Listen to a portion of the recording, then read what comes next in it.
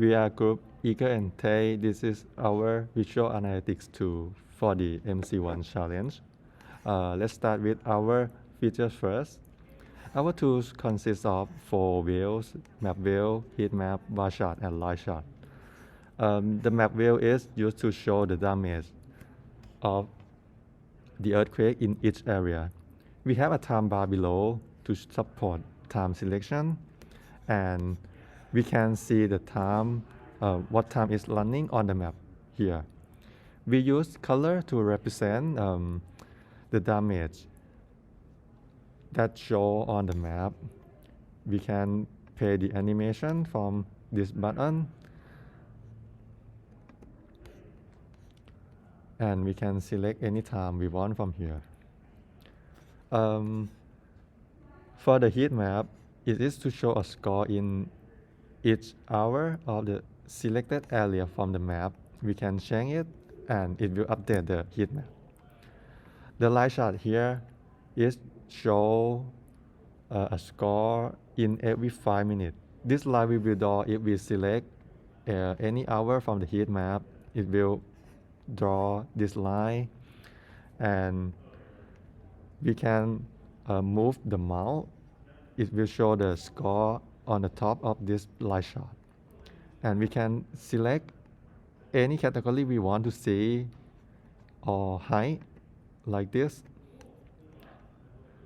And for this bar chart, it is to show reliable report, the percent of reliable report.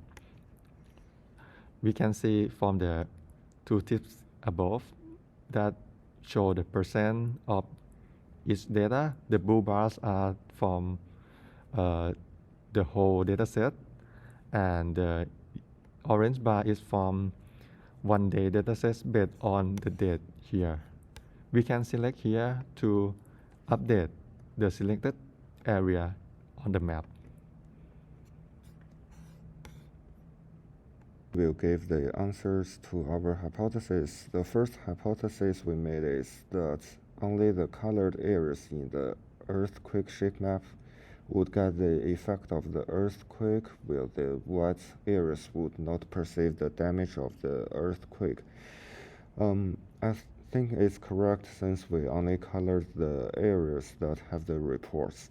The second hypothesis is that the shaking or damage score will be low in the far areas from the earthquake's center. On the other hand, the closer areas to the center would get a higher score. We think it's correct. Like in the MC1 major quake shake map, we can clearly see that the earthquake originally happens at the top right corner, which means the areas closer to the top right corner will have a higher shake score and colored by the right in our major map here. The second hypothesis is that the third hypothesis is that reports in every neighborhood is reliable. It's not correct. Like the bar chart at the bottom left corner shows that not all reports are reliable. For example, some areas will have a higher reliable, like the Palace Hills and the Old Town here, while some other areas have a lower reliable reports, like the Wilson Forest here and the Oak Willow here. The last hypothesis is score of affected areas would be increased when time passes due to the quick passing into those areas.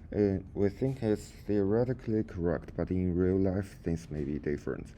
As we can see, at some points the color of some areas is green, and in the next several minutes it will turn into the orange. So let's look at the 19th area called West Pardon. It's green now, but in the next 5 minutes it will turn into the yellow color. So this means the earthquake will spread into those areas, and then residents in those areas will report a higher score for the shaking intensity.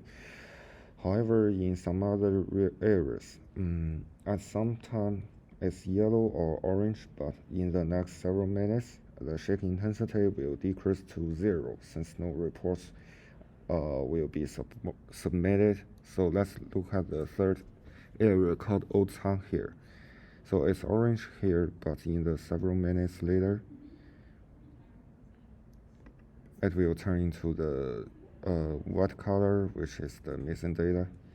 We think this because the earthquake is so powerful that it may destroy everything in that area, and the residents can't report anything, or residents are busy finding a place to protect themselves so that they can't report any information. So let's take a look at this heat map here. So if we click on the heat map at 9 a.m., we can clearly see that after 9:15 a.m., everything will go down into 0. This means residents are not able to report anything because the shake intensity is too high that destroy everything, so that they can't report anything to us.